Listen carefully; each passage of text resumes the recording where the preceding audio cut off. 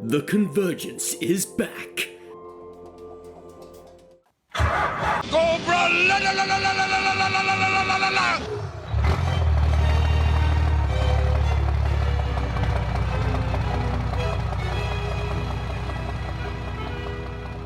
And that sound means the start of another Missal for the masses. This is the Chaplain's Assistance Motorpod, and I'm your host, Gary. And this time, Casey's away on special assignment. He's spreading the missiles to the masses over in the Middle East. He's centrally located between the Emirate of Benzine and Trucial Abysmia. So I have no fear that nothing dramatic is going to happen, and I'm sure we will see him next time.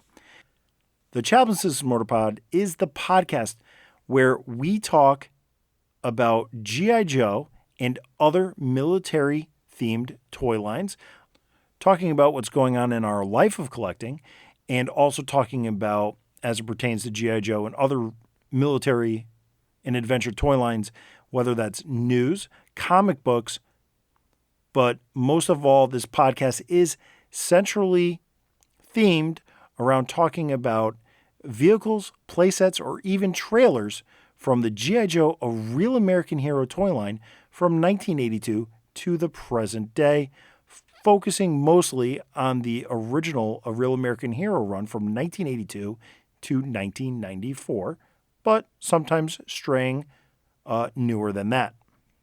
But in the meantime, this is July 2024. It is Cobra Convergence 8, and all month of July, content creators are creating Cobra-themed content. And I'm using this July to concentrate on Destro and his Iron Grenadiers. And this time around, I'll be talking about 1988's Despoiler, which came with Destro version 2.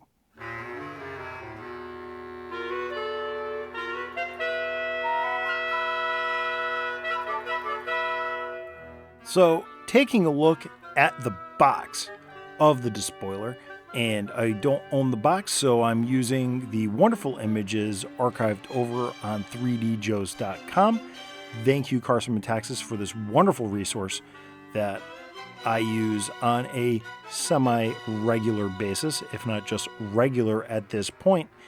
And it is G.I. Joe, Iron Grenadiers, The Enemy, Battle Force 2000, Destro's Despoiler, Weapons Do Not Shoot, includes Destro with swivel arm battle grip, and I just want to point out on the art on this, we have that digital explosion back, white on the interior of the explosion, fading out to a blue, and then going to a purple with a plain black background. On the box is a painterly image of the Despoiler being piloted by Destro.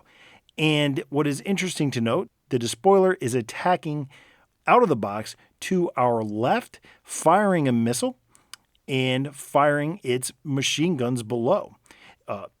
Destro is leaning forward with his sword in his right hand, leading the charge, leading the attack.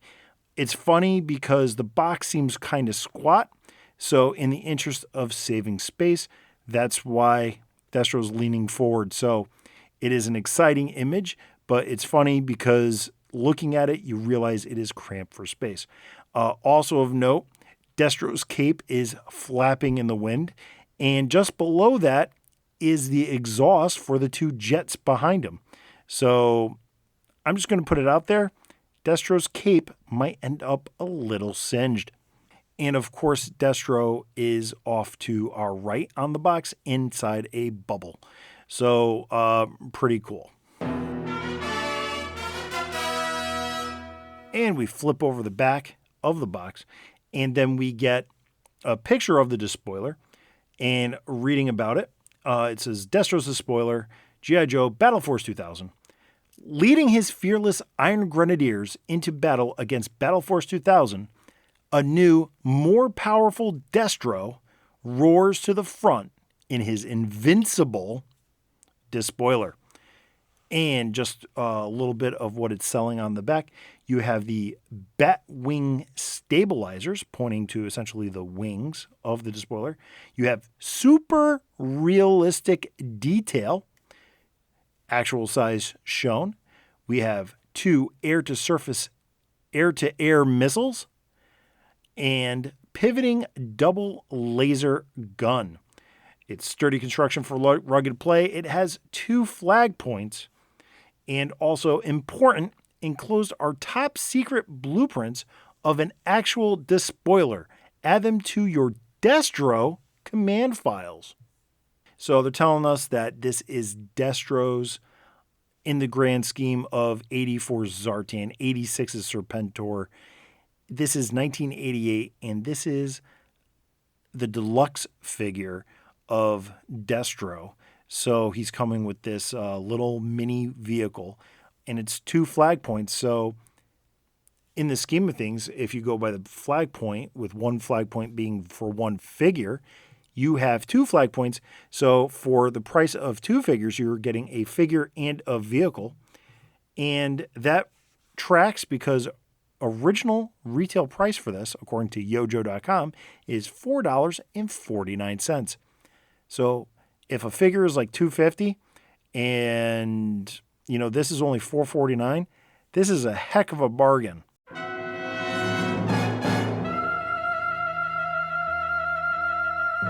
So the first thing I talk about when we go inside the box is I talk a little bit about the figure. And of course, the figure is the incomparable, the magnificent, the guy that you love to hate and hate to love, talking about Destro. And inside the box is version 2 of Destro, affectionately known in most collector circles as the Gold Head Destro.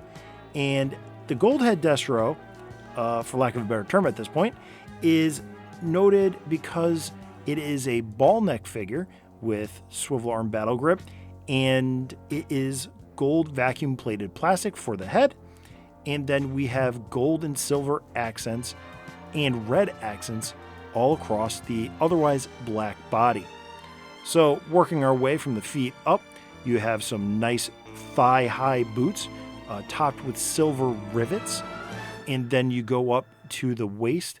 The waist has a hook for it to hang his sword and a gold belt with gold chains going to that hook. Those gold chains play a part in tying the sword to the rest of the figure. You have a black chest piece with some detailing and a hose that goes from the front to the back, almost like a Fremen from Dune. You have a red ascot at the base of the neck. You have a metal plate in front of the right shoulder, and to the left shoulder, you have some silver medals, like military medals, and it's brought out by a silver paint application. And above that, you have 3 fin-type details. I don't know what better. They're kind of like blades, but they're not. And it creates a good look because that offsets the red cape, which is on his right shoulder. And the red cape is made out of soft goods. I always like a soft good with some of these Cobra leaders. It does make them look more regal. You have the black arms. They're gloved. He's got, the gloves that go up almost to the elbow. And he's got like little shoulder pads on the top of his arms. And then you get the gold head. The gold head is reminiscent of his original 1982 head. Just the biggest difference being it's gold instead of silver, and it's on a ball neck instead of on a swivel neck. And he does come with 1 accessory. He has a gold sword. The sword has a molded chain inside a riveted and detailed scabbard. And the scabbard has some ornamentation at the tip. The hilt of the sword is guarded. It covers the knuckles when he's holding it, and it also has some ornamentation to it. Now, the one thing, and I'll go on record on this, that I'm not a huge fan of, and I've played with a couple figures lately with swords inside of scabbards is that personally, I don't like swords and scabbards, much like Budo, 87, Gung Ho. To me, when you take the sword off the hook, or however it is ornamenting the figure, it looks kind of funny in their hands. So while I do enjoy it, I would almost say that I wish they had it came with an extra sword. Now, that's not really G.I. Joe. That's more of a Transformers thing to have kibble. But maybe somewhere there's somebody 3D printing this sword without the hilt. Or they're 3D printing this sword without the scabbard. But otherwise, it is very nice. It complements Destro nicely. Also would have appreciated a gun with Destro. The figure itself, though, is, to me, perfection. This, if you've listened to a previous episode of the Chapman System Motorpod, this is my definitive Destro across all the lines. This figure is awesome, and with the sword being what it is, that's still just a minor quibble across a terrific figure.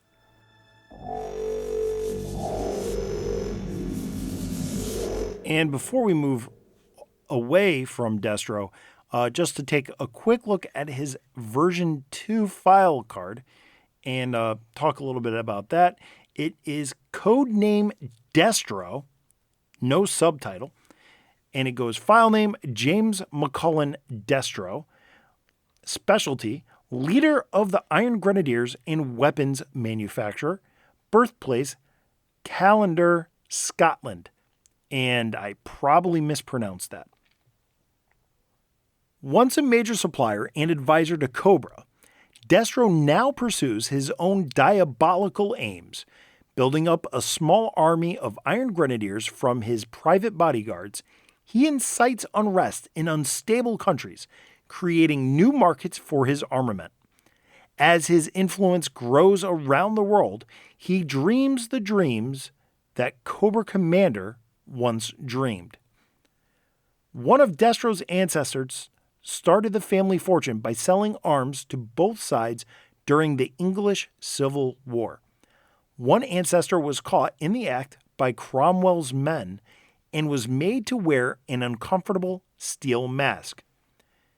They had to punish him, but they still wanted his weapons. Since that time, the Lairds of Destro clan have worn the mask with pride and passed it down to succeeding generations. So, one thing to note about this file card is this has a ton of lore in it that sets the stage from 1988 onward. Granted, some of this in the file card is based on stuff that you would have already learned reading the comic books up until this point. So, to me, that suggests that this is most likely a Larry Hama file card. The interesting to note was the file name. So it's James McCullen Destro. And Destro used to be like his nickname. It's really, or from the comic books, it's James McCullen, the 24th or something to that effect. And that works to a point. So it looks like this may be something Hama wrote and then got edited down by Hasbro. Otherwise, this file card is perfect. It continues the tradition of Destro. And like I said, there's lore in here that's used in all sorts of media from 1980 to the present day. One of my favorite things being, the opening and one of the central underlying parts of the plot to 2009's G.I. Joe Rise of Cobra.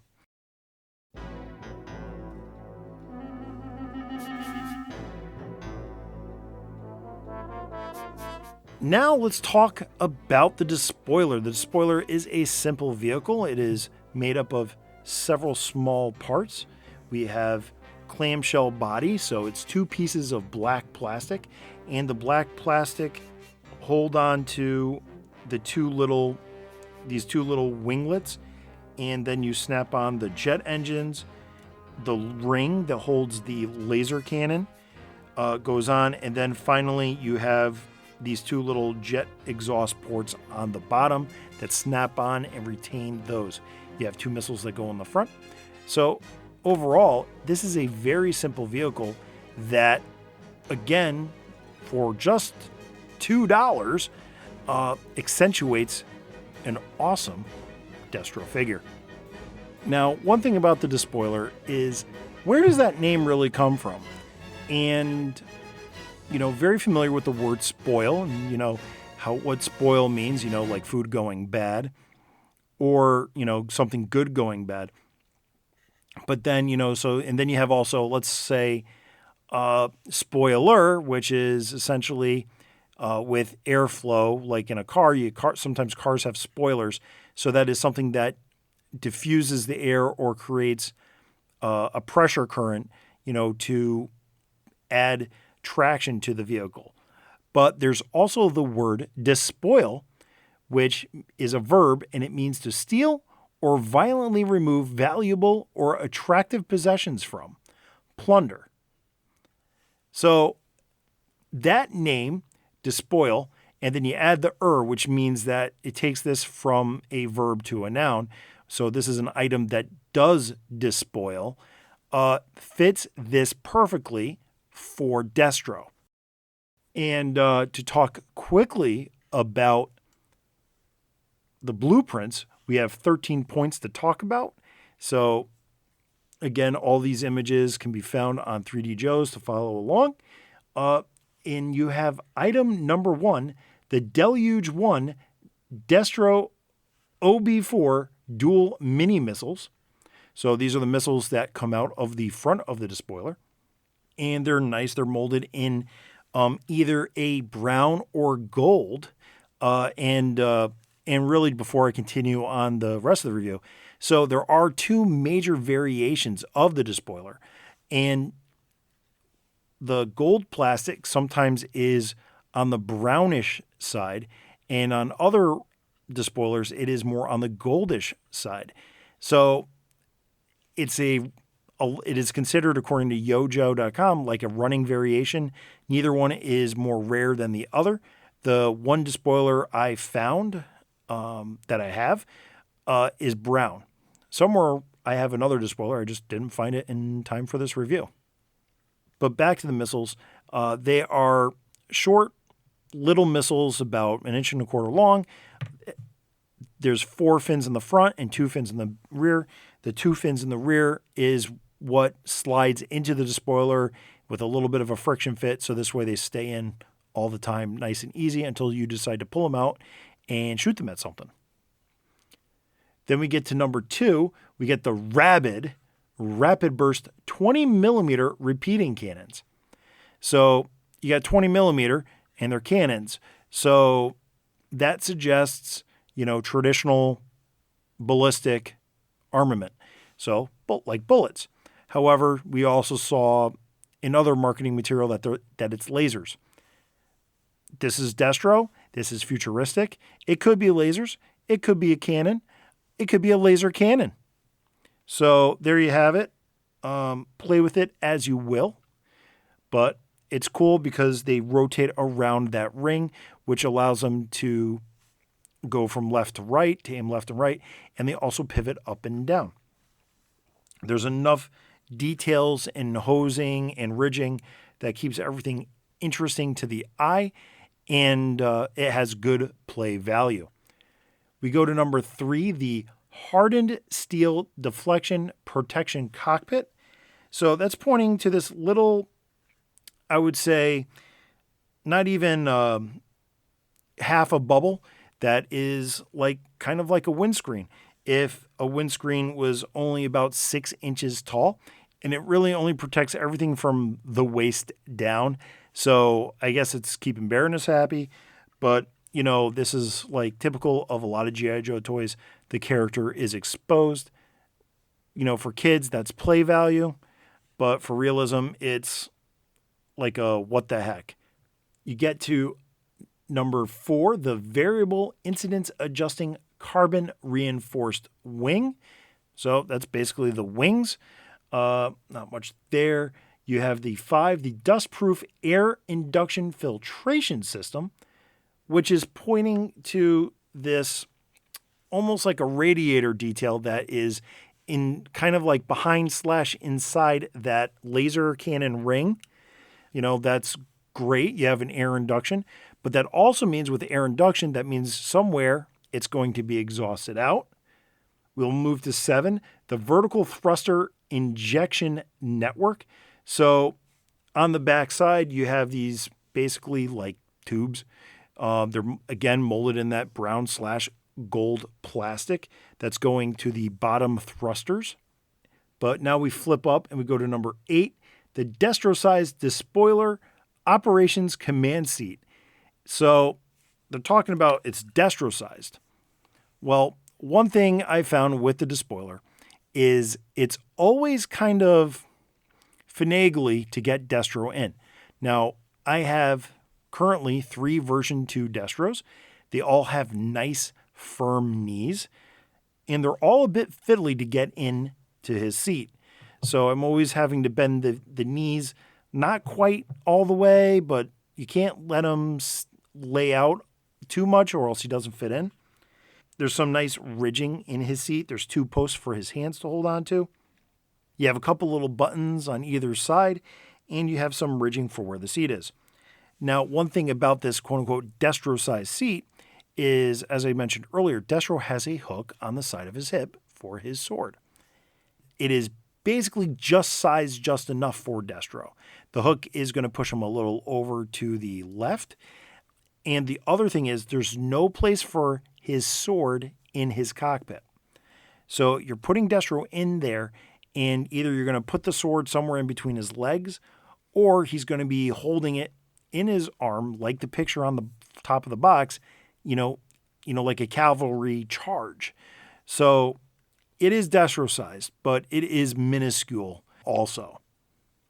We get to number 9, the multi-adjust top-mounted stabilizers.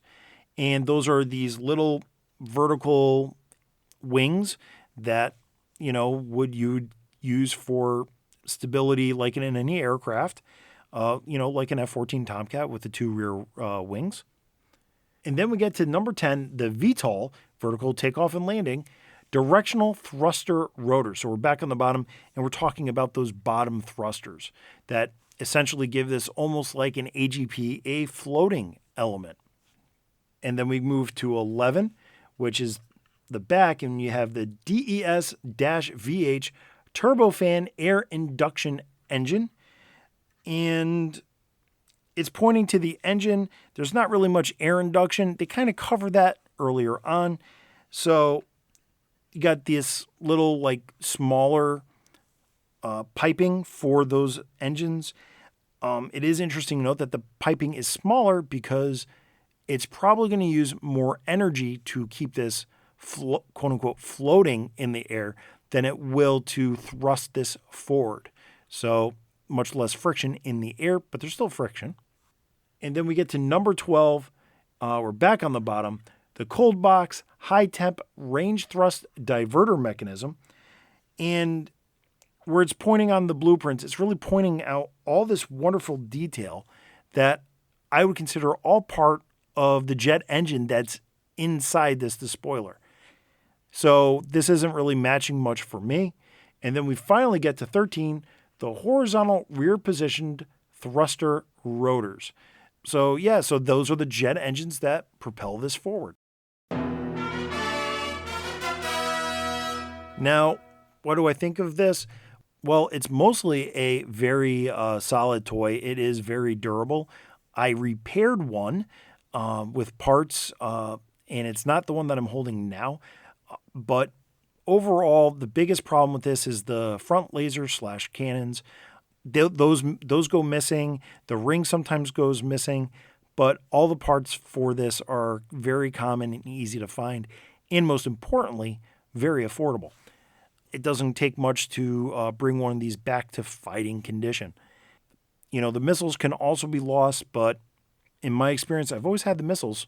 But I did have one that was assembled incorrectly and it was missing some things. So I put it back together again. It comes apart easily and it goes back together just as well. Other things too to watch out for is sometimes the top black piece does break. I did have one that, when I was combining the two to make one, there's these details in the front of the despoiler, like 4 little vertical fins at the very front. They're very small. I did have some that are broken as well, but again, plastic's getting 30, 40 years old. It's going to get brittle. So these are things to watch out for. Now, how would I play with the despoiler? Well, pretty much the box does a lot of things that I've already imagined. This is a leading command vehicle for Destro, much like Serpentor's air chariot. It is, to me, functional in that same aspect. One thing is this was on the cover of G.I. Joe 87 with Destro leading a group of AGPs. And that's really what I see it. And one thing that I'm surprised they didn't mention on the blueprints is this interacts with the demon. This perches on top of the demon to provide a command chair for Destro to be in the battle. So he doesn't always have to be floating in the air. Now, the Despoiler as a whole, as a vehicle, is designed for Destro. However, in play, I can see Destro or other named characters using it. Now, I'm not talking Cobra Commander. I'm not talking Serpentor. I'm talking about other Iron Grenadiers. And the two big ones that come to mind is Voltar, Destro's general, and also his cousin, Darklon. I don't see Metalhead using this. And there are some newer figures that I could see using this. 2005's General Mayhem. And then I could also see if he could fit into it, and I don't think he could, but maybe 2007's Rowdy Roddy Piper, if he could fit in this Destro-sized command seat. So other than that, primarily for me, it's a Destro-only thing. I think Voltar could be used elsewhere, but I wouldn't put it out of the realm of Destro making another Despoiler and letting Voltar, take one out for a spin every now and then.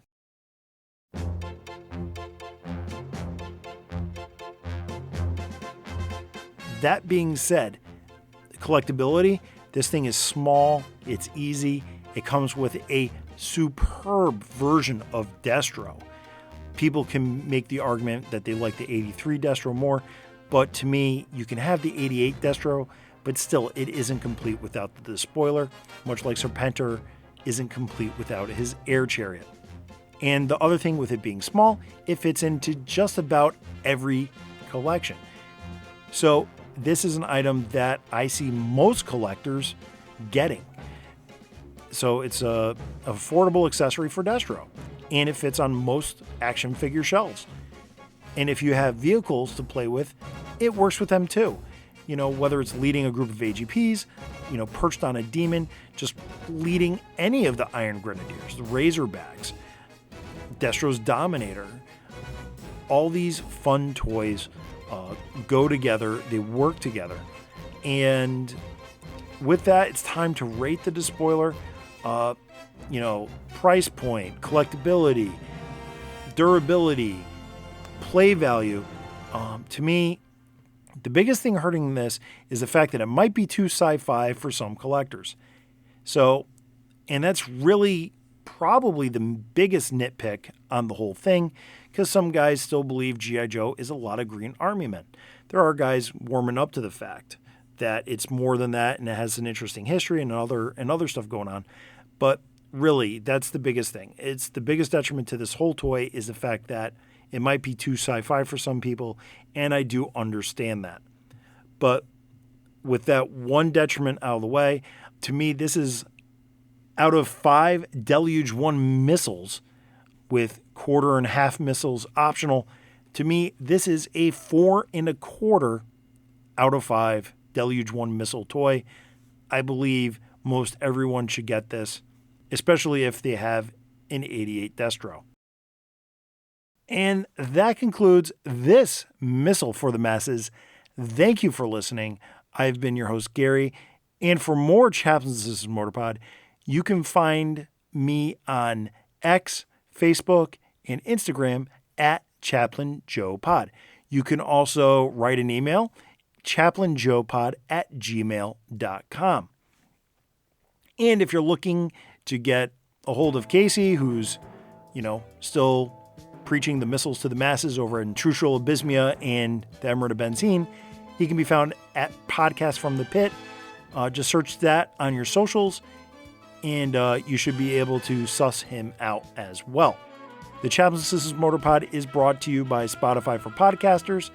And with that, any interaction you do on your favorite podcast player or whatever, whether it's leaving a review, sharing this, commenting on this, only helps to grow and improve this podcast. And finally, the Chaplains This is Mortarpod is this strange, but not estranged, nerdy little brother of the pint, a pop culture podcast. And I don't say that because they have a beryllium steel helmet sitting patiently in their basement. And with all of that out of the way, one final Missal for the masses. Be decent to one another. Have a good night.